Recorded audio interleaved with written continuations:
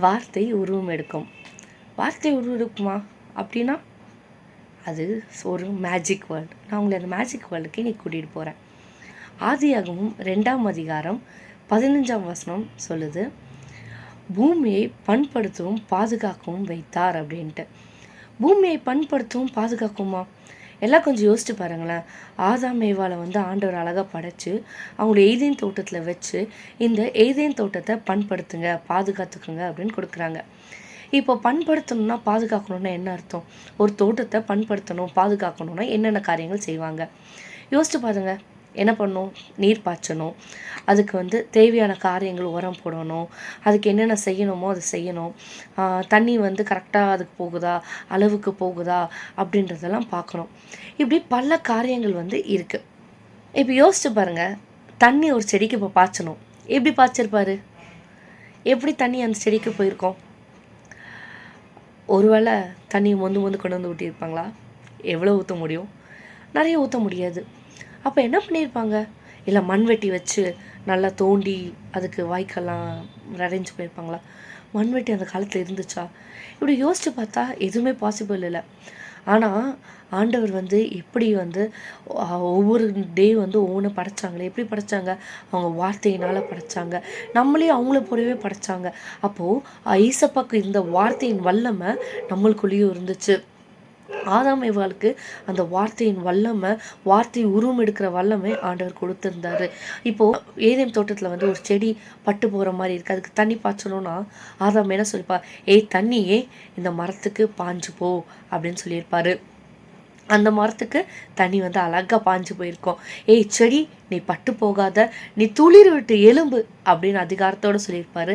அது துளிர் விட்டு எலும்பு இருக்கும். இப்படி ஒவ்வொரு காரியத்தையும் அவர் வார்த்தையில் அழகாக சொல்லியிருப்பாரு. அது அழகாக உருவம் எடுத்திருக்கோம். இப்போ யோசிச்சு பாருங்க, ஆதாம் ஏவாளுக்கு அந்த பவர் இருந்துச்சுன்னா கண்டிப்பாக நம்மளுக்கும் இருக்கும்ல. அப்பயே நம்ம இப்போ சொல்கிற வார்த்தைங்களுக்கெல்லாம் அந்த பவர் இல்லை அப்படின்னு கொஞ்சம் யோசிச்சு பார்த்துருக்கீங்களா? இப்போது நம்ம சொல்லும் போது அந்த வார்த்தையில் அந்த பவர் இருக்கா? ஏன் அந்த பவர் எங்கே மிஸ் ஆச்சு அப்படின்னு பார்த்தீங்கன்னா, ஆதாம் ஏவாளை ஈசவா போல ஆண்டவர் உருவாக்கியிருப்பார். இப்போ சாத்தான் தந்திரமாக என்ன பண்ணுறான்? நீ தெய்வர்களை போல மாறிடுவான் அப்படின்னு அவங்கள வஞ்சித்து அவங்க பாவம் செய்ய வச்சிடறான். இப்போது பாவம் செஞ்ச பிறகு ஆண்டவர் என்ன சொல்கிறாருன்னா, நீங்கள் என்ன பண்ணுங்க, ஏதேன் தோட்டத்தை விட்டு வெளியே போயிருங்க. வெளியே போய் நீங்கள் வேர்வை சிந்தி நீங்கள் என்ன பண்ணணும், இனி உழைக்கணும் அப்படின்னு சொல்லி ஆண்டவர் ஒரு தண்டனை கொடுத்துட்றாங்க. இப்போ தண்டனை கொடுத்தோடனே அவங்கக்கிட்ட இந்த பவர் என்ன பண்ணிருச்சு? போயிடுச்சு. இப்போது நெக்ஸ்ட் ஜென்ரேஷனுக்கு அவங்க உழைச்சி வேர்வை சிந்தி அவங்க கஷ்டப்பட்டு ஒவ்வொரு காரியங்கள் செஞ்சது தான் தெரிஞ்சது தவிர அவங்களுக்கு இருந்த பவரை பற்றியோ அவங்க காட்கிட்ட இருந்த கனெக்ஷன் பற்றியோ நெக்ஸ்ட் வந்த சன்னதிக்கு தெரியாமல் போயிடுச்சு. இப்போ அதனால் அவங்க வார்த்தைக்கு வல்லமை இருக்குது, அது பறிப்போச்சு அப்படின்றது யாருக்குமே தெரியாமல் போச்சு. அப்படி இருக்கும்போது தான் ஆபிரகாமுக்கும் சாராளுக்கும் ஆண்டவர் அந்த வார்த்தையுடைய வல்லமையை வெளிப்படுத்துகிறாரு. எப்படி வெளிப்படுத்துகிறாங்கன்னு பார்க்குறீங்களா? ஆபிரகாமுக்கு 75 வயது இருக்கும்போது ஆண்டவர் ஒரு வாக்குத்தத்தை கொடுக்குறாரு, உங்களுக்கு ஒரு குமாரன் பிறக்கும் அப்படின்ட்டு. எவ்வளோ சூப்பரான வாக்குத்தட்டம் இல்லை? ஆனால் அவங்க 25 வருஷம் அதுக்கப்புறம் காத்துக்கிட்டு இருந்தாங்க. காத்துட்டு இருக்கும்போது அவருக்கு 99 இயர்ஸ் ஆகும்போது ஆண்டவர் அவங்க 2 பேருக்கும் பேரை மாற்றுறாங்க. இப்போது ஆப்ரா இருக்கிற பேரை ஆப்ரகாம் அப்படின்னும், சாராய் இருக்கிற பேரை சாராள் அப்படின்னும் மாற்றுறாங்க. இப்போ மாற்றுறதுனால என்ன நடக்க போகுது அப்படின்னு நீங்கள் யோசிக்கிறீங்களா? இப்போது அந்த பேருக்கு அர்த்தம் என்னென்னா, ஆபராம் அப்படின்னா திரளான ஜாதிகளின் தகப்பன் அப்படின்ற அர்த்தமும், சாராள் என்பவருக்கு திரளான ஜாதிகளுக்கு தாயாவாள் அப்படின்ற ஒரு அர்த்தமும் இருக்குது. இப்போது அந்த காலத்தில் இருக்க எல்லாருக்கும் அவங்கவுங்க பேருடைய அர்த்தம் தெரியும். அவங்க பேருடைய அர்த்தம் தெரிஞ்சு தான் அவங்கவுங்க பேர் வைப்பாங்க. நான் துக்கத்தில் பெற்ற அப்படின்ட்டு அவங்களுக்கு ஒரு பேர் வைப்பாங்க. இப்படி ஒவ்வொரு காரியத்தையும் நீங்கள் பார்த்தீங்கன்னா ஒவ்வொரு சூழ்நிலைகள், ஒவ்வொரு அவங்களோட வாழ்க்கையில் இருந்த கசப்புகள், இனிமைகள், இப்படி ஒவ்வொரு காரியத்துக்கு தான் அவங்க பிள்ளைங்களுக்கு பேர் வச்சுருப்பாங்க. அதனால் இப்போ ஆபராம் சாராள் அப்படின்ற பேரை மாற்றிச்சு. இப்போ இந்த காலத்தில் அவங்க 2 பேரும் வாழ்ந்துருந்தாங்கன்னா எப்படி இருந்திருக்கும்? அந்த சுச்சுவேஷன் ஒரு இமேஜினேஷனுக்கு போய் பார்ப்போம். இப்போ ஆண்டவர் ஆபராமுக்கும் சாராளுக்கும் பேரை மாற்றிட்டாங்க. இப்போ ஆபராம் ஒரு கடைக்கு போகிறாரு. போயிட்டு எனக்கு ஒரு பொருள் தாங்க அப்படின்னு கேட்குறாங்க. இப்போ அவங்க என்ன சொல்கிறாங்க? அவங்களுடைய பழைய பேரை சொல்லி ஆபிராம் உனக்கு வந்து எல்லாம் நல்லா இருக்கா அப்படின்னு கேட்டால் அவங்க என்ன சொல்லியிருப்பாங்க, என் பேர் நீ ஆபிராம் சொல்லாத, ஆபிரகாமுன்னு சொல்லு, ஈசப்பா எனக்கு பேரை மாற்றிட்டாங்க அப்படின்னா அந்த கடைக்காரங்க சிரிச்சிருப்பாங்களா அவங்கள பார்த்து. அவங்கள பார்த்து, டேய் திரளான ஜாதிகளுக்கு தகப்பன்ட்டு அதுக்கு அர்த்தம், உன் பேர் இந்த வயசில் போய் மாற்றிருக்கியே உனக்கு எப்படி அப்படின்னு பார்த்து கிண்டல் பண்ணியிருப்பாங்க. ஆனால் அவர் அதுக்கெலாம் கவலைப்படலை. ஆபிரகாம் சாராளை பார்க்கும் போதும் சாராள் ஆபிரகாமை பார்க்கும் போதும் திரளான ஜாதிகளுக்கு தாயாவாய் அப்படின்ட்டு ஆபிரகாமும், சாராள் வந்து திரளான ஜாதிகள் தகப்பனாவா அப்படின்னு அவங்க 2 பேரும் மாற்றி மாற்றி மாற்றி மாற்றி அந்த விசுவாச வார்த்தையை அறிக்கையிட்டிருப்பாங்க. அந்த வார்த்தை உருவம் எடுத்துச்சு. அந்த 1 இயரில் அவங்களுக்கு வந்து அழகான ஒரு ஈசாக்குன்ற மகன் பெற்றாங்க. அந்த வார்த்தைக்கு எவ்வளோ வல்லமை இருக்குல்ல. ஸோ வார்த்தை வந்து இப்போ அவங்களுக்கு தெரியாது ஆபிரகாமுக்கு வந்து ஆதாம் ஏவாளுக்கு இப்படி ஒரு வார்த்தையில் வல்லமை இருந்தது அப்படின்றது அவங்களுக்கு தெரியாது. ஏன்னா ரொம்ப வருஷம் ஆச்சு. இப்போ அந்த வார்த்தையோட வல்லமை அடுத்தடுத்த ஜென்ரேஷனுக்கு அது பாஸ் ஆகலை. இவங்களுக்கு அதோடைய அருமை தெரியலை. ஏன்னா பாவத்தினால அவங்க அந்த ஒரு ஒரு மேஜிக்கான ஒரு விஷயத்த வந்து அவங்க இழந்துட்டாங்க. இப்போது அந்த இழந்த விஷயத்த பாவத்தினால என்னென்ன காரியங்களில் இழந்தாங்களோ அந்த காரியங்கள் எல்லாத்தையும் ஆண்டவர் சிலுவையில் ஜெயமாக முடிச்சிட்டாருன்னா இப்போ அந்த வல்லமை நம்மளுக்கு வந்திருக்கணும்ல. எல்லா காரியத்தையும் பாவத்தினால் நம்ம இழந்த எல்லா காரியத்தையும் நித்திய ஜீவன்லேருந்து எல்லாத்தையும் அவர் வந்து வெற்றியாக நம்மளுக்காக முடித்து உயிர்த்தெழுந்து விட்டார். இப்போ அந்த காரியங்கள் எல்லாம் நமக்குள்ளே வந்திருக்கணும். ஆனால் நம்மளுக்கு ஏன் அது ஃபீல் ஆகலை அப்படின்னா சாத்தான் நம்ம கண்கள்லேருந்து அதை மறைச்சி வச்சுருக்கான். யாக்கோபில் பார்த்திங்கன்னா அழகாக ஒரு வசனம் இருக்குது, மரணமும் ஜீவனும் நாவின் அதிகாரத்தில் இருக்கிறது அப்படின்னு ஒரு வசனம் இருக்குது. நம்முடைய நாவின் அதிகாரத்துக்கு நம்ம வாழ்கிறதும் நம்ம மறிக்கிறதும் நம்முடைய நாவின் அதிகாரத்தில் இருக்கான். அப்போது எவ்வளோ பவர் நம்ம வேர்டுக்கு இருக்குல்ல. ஸோ நம்ம என்ன சொல்கிறோமோ, நம்ம என்ன வார்த்தைகளை நம்ம சொல்கிறோமோ அந்த வார்த்தைகள் தான் நம்ம வாழ்க்கையில் நடக்கும். ஒரு அழகான சேயிங்ஸ் இருக்குது, நம்ம இப்போ எப்படி வாழ்கிறோமோ அது வந்து நாமும் நம்மளுக்கு தீர்க்கதரிசனமாக சொன்னது, நாம் என்னென்னலாம் நம்மளுக்குள்ளே சொல்லியிருக்கோமோ அப்படி தான் நம்ம வாழ்ந்துக்கிட்டு இருக்கோம். நீங்கள் நிறைய விஷயம் யோசிச்சு பாருங்களேன். நம்ம என்னெல்லாம் நம்ம வாயினால் டிக்ளேர் பண்ணியிருக்கோமோ அந்தந்த விஷயங்கள் தான் நம்ம வாழ்க்கையில் நடந்திருக்கோம். நாம் தான் நம்ம வாழ்க்கையுடைய ஒரு பெரிதான ஒரு தீர்க்கதரிசி. என்னமோ டெய்லி காலையில் எழுந்திரிச்சு நான் நல்லா இருப்பேன், நான் சுகமாக இருப்பேன், நான் நீடித்து வாழ்வேன் அப்படின்னு நம்ம நாவுனால நம்ம அறிக்கையிட நம்முடைய வாழ்க்கை வந்து ரொம்ப அழகாக ரொம்ப பியூட்டிஃபுல்லாக நம்ம என்னென்ன சொல்கிறோமோ அது அப்படியே இருக்கும். ஆனால் சாத்தான் தந்திரமாக என்ன நம்ம பண்ணுவான், நம்மக்கிட்ட இப்போ யாராவது வந்து எப்படி இருக்கிறீங்க, உங்களுடைய காரியங்கள் எப்படி நல்லா இருக்கா, உங்கள் பிஸ்னஸ் நல்லா இருக்கா, உங்கள் வேலை நல்லா இருக்கா அப்படின்னா நம்ம ஃபஸ்ட்டு வார்த்தை அவங்க கண்ணு பட்டுரும் அப்படின்னு நினச்சிட்டு நம்ம என்ன சொல்லுவோம், எங்கள் சிஸ்டர் எதுவுமே நல்லா போகலை, எங்கே வியாபாரமே இல்லை, காசே இல்லை சிஸ்டர், இப்படி தான் நம்ம ஃபஸ்ட்டு என்ன சொல்கிறோம், அறிக்கையிடுறோம். நம்ம எதா காரியங்க என்கிட்ட அது இல்லை, அவங்களாம் இருக்காங்க, நம்மக்கிட்ட அது இல்லை, இப்படின்னா நம்ம நெகட்டிவ் வேர்ட்ஸ் தான் நம்முடைய வாயில் அதிகமாக இருக்குது. அதை விட்டுட்டு ஆண்டவர் கிருபையால் நாங்கள் நல்லா இருக்கோம், எங்களுக்கு தேவைகளை ஆண்டவர் சந்திட்டுட்டே இருக்காரு, தேவைகள் எல்லாவற்றும் அவர் கொடுத்துக்கிட்டே இருக்காரு, நாங்கள் சுகமாய் வாழ்கிறோம், நாங்கள் இன்னும் அழகாக செழித்து வாழுவோம் அப்படின்னு நம்ம ஏன் சொல்ல மாட்டோம், நம்ம ஏன் பண்ண மாட்டோம்? எல்லாமே சாத்தானுடைய தந்துடும். ஏன்னா நம்ம நாவுனால என்ன சொன்னாலும் நம்ம அப்படியே ஆயிரும், அது அவனுக்கு நல்லாவே தெரியும். அதனால அவன் நிறைய காரியங்களை நம்மளுக்கு முன்னாடி காட்டி நம்மளைய பாசிட்டிவாக எந்த ஒரு வார்த்தையும் சொல்ல விடாமல் அவன் வச்சுருக்கான். அதுதான் அவனுடைய தந்திரமான காரியங்கள். வேதத்தில் நீங்கள் பார்த்தீங்கன்னா எல்லா இடத்துலையும் நீ இதை செய், இதை பண்ணு அப்படின்னு அவன் எங்கேயுமே அவன் சொல்ல மாட்டான். சாத்தானுடைய காரியமே அவன் தந்திரவாதி. அவன் வந்து எப்படி விதைக்கிறானே நம்மளுக்கு தெரியாது.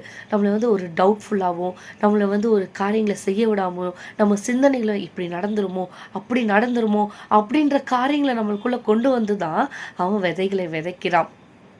யாக்கோபு 3:10 சொல்லுது, நல்ல காரியங்களும் தீமையான காரியங்களும் ஒரே வாயிலேருந்து புறப்படாது அப்படின்ட்டு. இப்போது நம்ம ஒரு ஆப்பிள் ட்ரீயை விதைக்கிறோம் அப்படின்னா அதுலேருந்து ஆரஞ்சு கனி வருமா? கண்டிப்பாக கிடையாது. நம்ம என்ன சீடை விதைக்கிறோமோ அந்த சீடு தான் வந்து மரமாக வளரும். ஸோ இப்போ நம்ம வந்து வாயில் வந்து நல்ல காரியங்களை, நம்ம வார்த்தை தான் சீடை கூப்பிட்டு நான் சொல்கிறேன் பாருங்க, நம்ம வாயில் வர வார்த்தைக்கு தான் சீடு. நம்ம என்னென்ன வார்த்தைகளை போடுறோமோ அந்த வார்த்தைகள் தான் மரமாகி நிறைய கனிகளை கொடுக்க போகுது. நீங்கள் நெகட்டிவ் வேர்ட்ஸை நீங்கள் யூஸ் பண்ண ஆரம்பிச்சிங்கன்னா அந்த நெகட்டிவ் வேர்ட்ஸ் மரமாகி நிறைய கனிகளை கொடுக்கும். இதே நீங்கள் பாசிட்டிவான காரியங்களை நீங்கள் விதைக்க ஆரம்பிச்சிங்கன்னா அது அழகான ஒரு மரமாகி ஒரு செழிப்பான ஒரு காட்டையே, ஒரு செழிப்பான ஒரு காரியத்தையும் நம்மளுக்கு கொடுக்க வல்லமையாக இருக்குது. நம்ம எப்படி யூஸ் பண்ணுறோம், நம்முடைய காரியங்கள் எப்படி இருக்கிறது அப்படின்ட்டு நம்ம கையில் தான் கொடுத்துருக்காரு. நம்ம வந்து எது வேணால் நம்ம சூஸ் பண்ணிக்கலாம். நம்ம தீமையும் சூஸ் பண்ணிக்கலாம், நன்மையும் சூஸ் பண்ணிக்கலாம். ஆண்டவர் வந்து இது காரியங்கள் நான் ஜெயமாக உன் கையில் கொடுத்துட்டேன் அப்படின்னு சொல்லிட்டாரு. இதுலேருந்து நம்ம சூஸ் பண்ண வேண்டியது நம்ம கையில் இருக்குது. நம்ம நோயை பார்த்து நோயே வெளியே போ, கால் வலியே வெளியே போ, தலைவலியே வெளியே போ அப்படின்னு நம்ம டிக்ளேர் பண்ண ஆரம்பித்தோன்னா அது எல்லாம் நீங்களே பார்ப்பீங்க. உங்கள் உடம்புல இருக்க அந்த சேஞ்சஸை நாமளே பார்க்க ஆரம்பிப்போம். என் வாழ்க்கையில் நான் நிறைய காரியங்களில் வந்து நான் அந்த மாதிரி வின் பண்ணியிருக்கேன். ஸோ அதனால நான் உங்களுக்கு இப்போ சொல்கிறேன். ஸோ அந்த மாதிரி நிறைய காரியங்களை வந்து நம்ம பார்த்து பேச ஆரம்பித்தோம் அப்படின்னா அந்த காரியங்கள் எல்லாம் உடஞ்சி போகிறத நம்ம கண்ணால் நம்ம பார்ப்போம். நம்ம திருப்பியும் அது என்கிட்ட இருக்கா அப்படின்னு நம்ம டெஸ்ட் பண்ணால் கூட அந்த காரியங்கள் நம்மக்கிட்ட இருக்கவே இருக்காது. ஏன்னா நம்ம அதை டிக்ளேர் பண்ணி அதை ஓடவே வச்சுட்டோம். சாத்தான் பயந்துருவான், என்னடா நம்ம இவ்வளோ காரியங்களை இவனுக்கு கொடுக்குறோமே, ஆனால் இவன் என்ன சொல்கிறா, நான் நல்லா இருக்கிறேன், நான் சுகமா இருக்கிறேன், நான் வாழ்ந்துகிட்டு இருக்கேன் அப்படின்னு இவன் சொல்றாளே அப்படின்னா அவன் சத்தம் பயப்பட ஆரம்பிச்சிருவான்.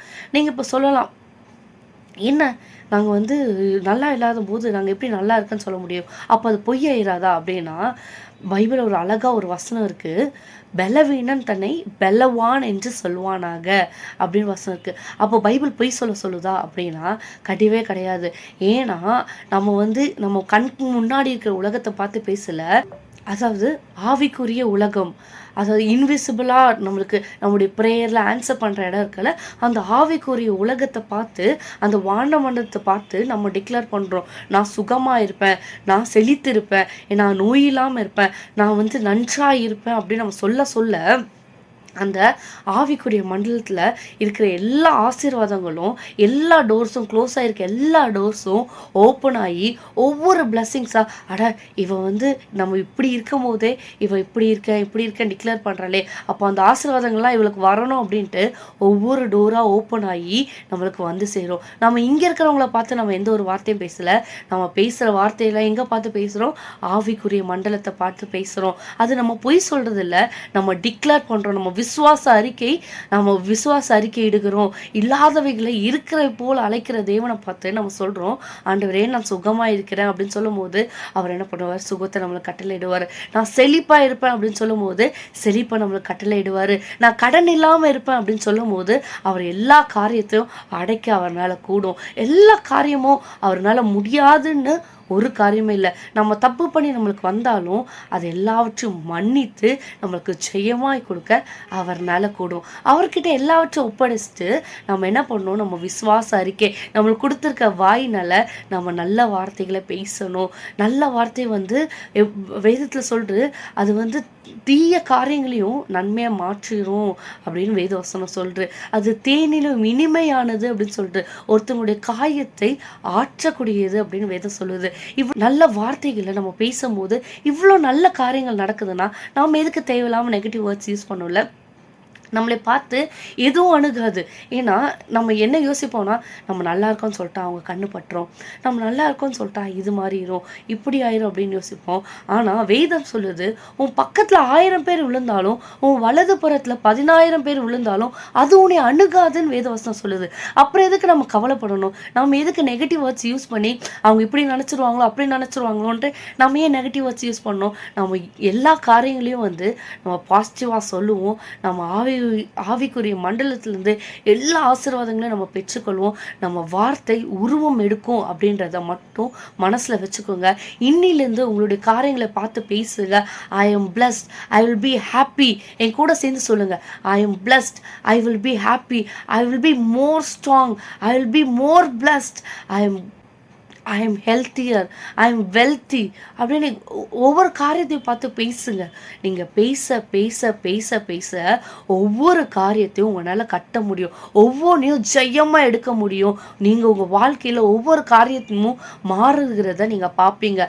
Never use words to describe the situation, use words to change the situation.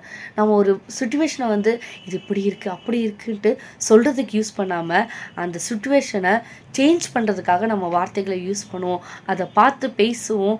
அந்த காரியங்கள் எல்லாம் மாறி போகும். பேசுகிறோம் அப்படின்றதெல்லாம் யோசித்து பார்க்கணும். நம்ம வந்து நெகட்டிவாக பேசி எனக்கு இது ஆயிரும் அது ஆயிரும் அப்படின்னு யோசிச்சுக்கிட்டே இருந்தால் நம்முடைய காரியங்கள் ஜெயமாக இருக்காது. நம்ம அதுக்கு பதிலாக நம்ம என்ன பேசணும்னா, நான் நல்லா இருப்பேன். நான் திருப்பி திருப்பி சொல்வேன், நம்ம நல்லா இருக்கிறோம், நம்ம செழித்து இருக்கிறோம், நம்ம தேவனுடைய பிள்ளைகள், எப்போவுமே ராஜ்யத்தை கட்டுவோம். இப்படி நம்ம விசுவாச அறிக்கையாக இட இட இட இட என் தேசம் செழித்திருக்கும், என் வீடு செழித்திருக்கும், என் கூடாரம் செழித்திருக்கும், என்னுடைய வீட்டுக்கு நன்மைகள் மட்டுமே சொல்லிட்டு கொள்ளும், எந்த ஒரு தீங்கும் என்னை அணுகாது. இப்படின்னு காலையில் எந்திரிச்சு நீங்கள் சொல்கிற ஒவ்வொரு வார்த்தைகளும் அது உருவம் எடுக்க போகுது. அது மேஜிக்காக மாறப்போகுது. நீங்கள் இப்போ ஒரு விஷயத்த நினச்சிக்கோங்க, அந்த விஷயம் வந்து உங்களுக்கு நடக்கணும் அப்படின்னா டெய்லியும் அதை பார்த்து பேசுங்க. அது அப்படியே மேஜிக்காக நடக்கும். இப்போ கடவுள் வந்து வார்த்தைன்ற ஒரு மேஜிக் பவர் உங்ககிட்ட கொடுத்துட்டாரு. அதை எப்படி கட்ட போகிறீங்க, அது எப்படி நீங்கள் உருவம் எடுத்து செய்ய போகிறீங்க அப்படின்றது உங்கள் கையில் தான் இருக்குது. அது வந்து கடவுள் உங்கள் கையில் கொடுத்துட்டாரு. அதை எப்படி யூஸ் பண்ணுறீங்க, அந்த பவரை நீங்கள் எப்படி யூஸ் பண்ண போகிறீங்கன்ட்டு உங்கள் கையில் தான் இருக்குது. ஸோ நம்ம இன்னும் டெய்லியும் ஒவ்வொரு பிரச்சனை வருதா அதை பார்த்து பேசுவோம். நம்ம டெய்லி காலையில் நம்ம ஒவ்வொரு காரியத்தை பார்த்து இது நல்லா இருக்கும், இது செழித்திருக்கும், நாங்கள் செழித்திருப்போம் அப்படின்னு பிளெஸ்ஸிங்ஸாக பேசுவோம். நம்முடைய வாழ்க்கை பிளெஸ்ஸிங்ஸாக மாறும். இயேசு நாமத்தில் வாழ்த்துக்கிறேன். ஆமென். Be blessed.